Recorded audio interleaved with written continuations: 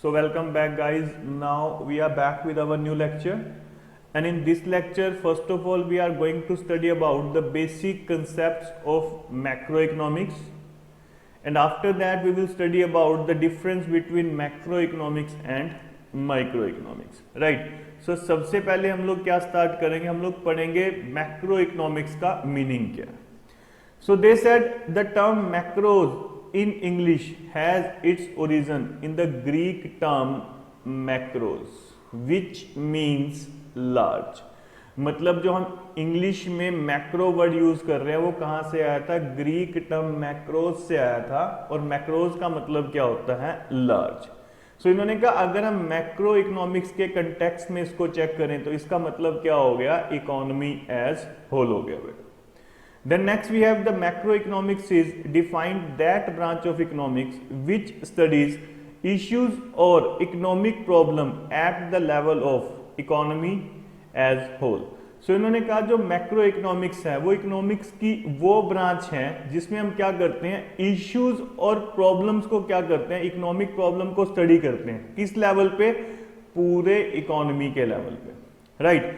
Next they said macroeconomics is concerned with the economy as whole और large segment of it. ये हमने पहले ही कर लिया कि macroeconomics क्या है.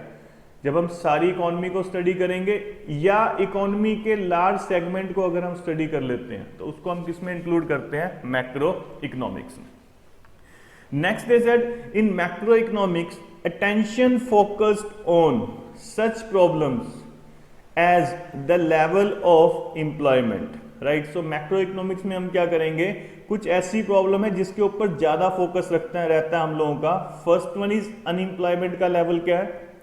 Then second rate of inflation, मतलब इकोनॉमी में प्राइस कितने इंक्रीज हो रहे हैं, किस रेट से इंक्रीज हो रहे हैं. Then the nation's total output, उस कंट्री की टोटल आउटपुट कितनी है या प्रोडक्शन कितनी है उस कंट्री में, या इसके अलावा कोई ऐसा मैटर जो पूरी इकोनॉमी को क्या कर रहा हो बेटा, इफेक्ट करता हो, इंपैक्ट करता हो, उसको हम लोग क्या करते हैं, मैक्रो इकोनॉमिक्स में स्टडी कर लेते हैं बेटा, right. Next we have basic concepts of macro economics. अब उन्होंने कहा under macro economics we study the problem related to whole economy. मतलब मैक्रो इकोनॉमिक्स में हम क्या कर रहे थे, उन प्रॉब्लम्स को क्या कर रहे थे, स्टडी कर रहे थे जो सारी इकोनॉमी से रिलेटेड. सो इन्होंने कहा कुछ वेल नोन इकोनॉमिक प्रॉब्लम्स हम लोगों के पास हैं, वो क्या है, first of all GDP growth. So इन्होंने कहा हम लोग सबसे पहले क्या स्टडी करते हैं कि हम ग्रोस डोमेस्टिक प्रोडक्ट की या प्रोडक्शन की ग्रोथ कैसे कर सकें, राइट. सबसे पहली प्रॉब्लम हम लोगों के पास ये होती है कि हम ज्यादा से ज्यादा प्रोडक्शन कैसे कर सके अपनी कंट्री में. Next problem related to unemployment, फिर हम लोग ये देखते हैं कि हमारे पास अनएम्प्लॉयमेंट ज्यादा क्यों है, रीजन क्या है उसके. After that problem related to inflation and deflation. So इन्होंने कहा उसके बाद हम लोग क्या स्टडी कर सकते हैं, इन्फ्लेशन एंड डिफ्लेशन को स्टडी कर सकते हैं. इन्फ्लेशन क्या होता है बेटे, जब हमारी इकोनॉमी में प्राइस क्या हो रहे हो, इंक्रीज हो रहे हो, राइट. चीजों के प्राइस क्या हो रहे हैं, इंक्रीज हो रहे हैं, दैट इज कॉल्ड इन्फ्लेशन. और डिफ्लेशन क्या होता था, इन्होंने कहा डिफ्लेशन क्या होता है, जब इकोनॉमी में प्राइस क्या हो रहे हो बेटा, कम हो रहे हो, उसको हम लोग क्या बोलते हैं, डिफ्लेशन बोलते हैं. सो ये दोनों ही कंडीशन हमारी इकोनॉमी के लिए गुड नहीं थी.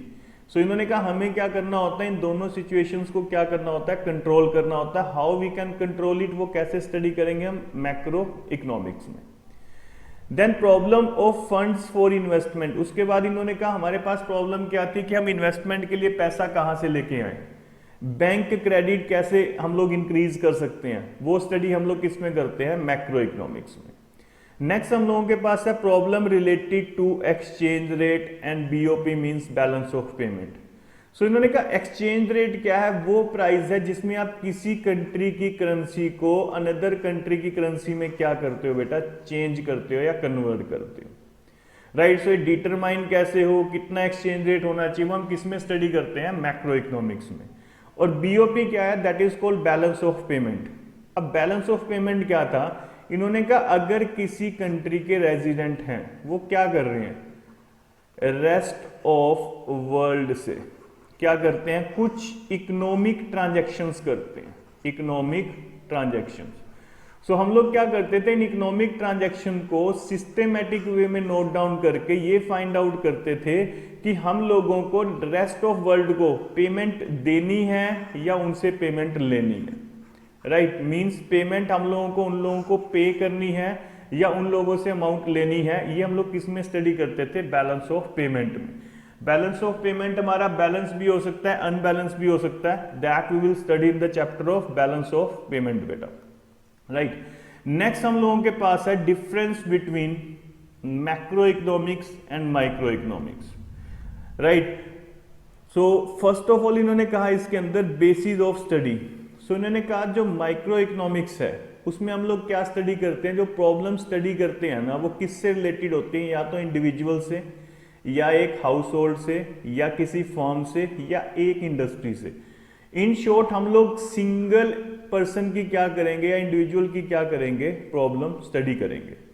इन्होंने क्या एग्जांपल दिया, इन्होंने कहा अगर हम कंज्यूमर ले लें तो एक कंज्यूमर क्या करता है, वो ये चाहता है कि जो उसके पास इनकम है वो अपनी इनकम को किस हिसाब से स्पेंड करे कि उसको मिलने वाली सेटिस्फैक्शन क्या हो जाए, मैक्सिमम हो जाए।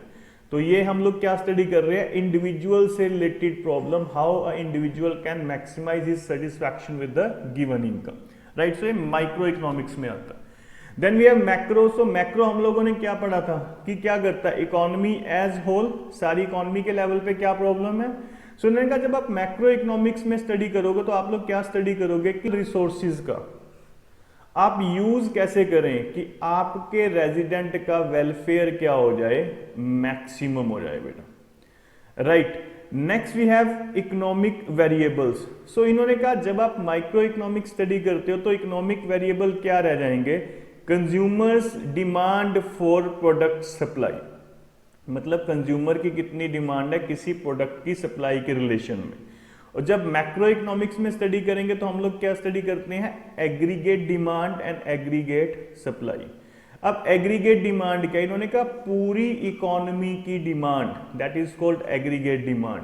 और पूरी इकोनॉमी में जितने की गुड्स एंड सर्विसेज हम लोग क्या कर रहे हैं बेटा, प्रोड्यूस कर रहे हैं, सप्लाई कर रहे हैं, उसको हम लोग क्या बोलते हैं, एग्रीगेट सप्लाई बोल देते हैं। Then next we have economic agents. So इन्होंने कहा जो माइक्रो लेवल है उस पर जो डिसीजन लिए जाते हैं वो डिसीजंस कौन लेते हैं, इंडिविजुअल इकोनॉमिक एजेंट्स। वो कौन है, that is consumer and producer. Consumer क्या करेगा, ही विल ट्राई कि अपनी जो उसके पास इनकम है उस इनकम से मैक्सिमम सेटिस्फैक्शन कर सके, डिसीजन लेना है। प्रोड्यूसर क्या करेगा कि जो उसके पास रिसोर्सेज हैं उन रिसोर्सेज का यूज करके मैक्सिमम आउटपुट कर सके, राइट, प्रोडक्शन कर सके। तो डिसीजन कौन ले रहा है, इंडिविजुअल कंज्यूमर या प्रोड्यूसर। लेकिन जब मैक्रो इकोनॉमिक्स की बात आती है तो उसमें डिसीजन कौन लेता है, इंस्टीट्यूशनल एजेंट्स। वो कौन है, reserve bank of India, security exchange board of India, and then we have telecom regulatory authority of India. अगर आप इनके डिसीजन चेक करो, आरबीआई के, सेबी के, राइट, तो ये डिसीजन क्या लेते हैं, एंटायर इकोनॉमी को कंसीडर करके ये लोग क्या लेते हैं बेटा, डिसीजन लेते हैं। Right, next we have degree of aggregation. So इन्होंने कहा एग्रीगेशन क्या होता था, एग्रीगेशन बेसिकली होता था कि हम लोग क्या करते हैं, इकट्ठा कैसे करते हैं चीजों को। सो इन्होंने कहा जब आप माइक्रो इकोनॉमिक स्टडी करोगे तो डिग्री ऑफ एग्रीगेशन आप लोगों का क्या है, लिमिटेड है। वाई सो, मैंने कहा I am going to study one market. So इस मार्केट में डिफरेंट शॉप्स हो सकती है, हम लोग क्या करेंगे, उन शॉप्स को क्या कर सकते हैं बेटा, स्टडी कर सकते हैं। राइट, लेकिन जब हम मैक्रो इकोनॉमिक्स की बात करते हैं तो मैक्रो इकोनॉमिक्स में क्या होता है, जो डिग्री ऑफ एग्रीगेशन है ना वो क्या हो जाती है, हाई हो जाती है। मींस अब हम लोग क्या करेंगे, एक मार्केट को स्टडी नहीं करेंगे।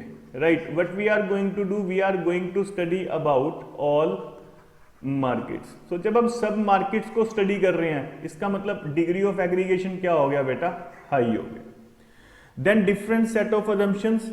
अब इन्होंने कहा जब आप माइक्रो इकोनॉमिक स्टडी करोगे तो आउटपुट एंड एम्प्लॉयमेंट को क्या लेके चलोगे बेटा, कांस्टेंट लेके चलोगे। राइट, हम ये मानते हैं कि आउटपुट और एम्प्लॉयमेंट में कोई चेंज नहीं हो रहा। लेकिन जब आप मैक्रो इकोनॉमिक्स को लेके चलोगे तो मैक्रो इकोनॉमिक्स में हम लोग क्या स्टडी करेंगे कि distribution of income and output क्या है, कांस्टेंट है। सो मैक्रो इकोनॉमिक्स में हम इसको कांस्टेंट मान रहे हैं, distribution of output and income को। लेकिन अगर हम माइक्रो के पॉइंट ऑफ व्यू से देखें ना तो ये मोस्ट इंपॉर्टेंट वेरिएबल्स थे माइक्रो इकोनॉमिक्स के।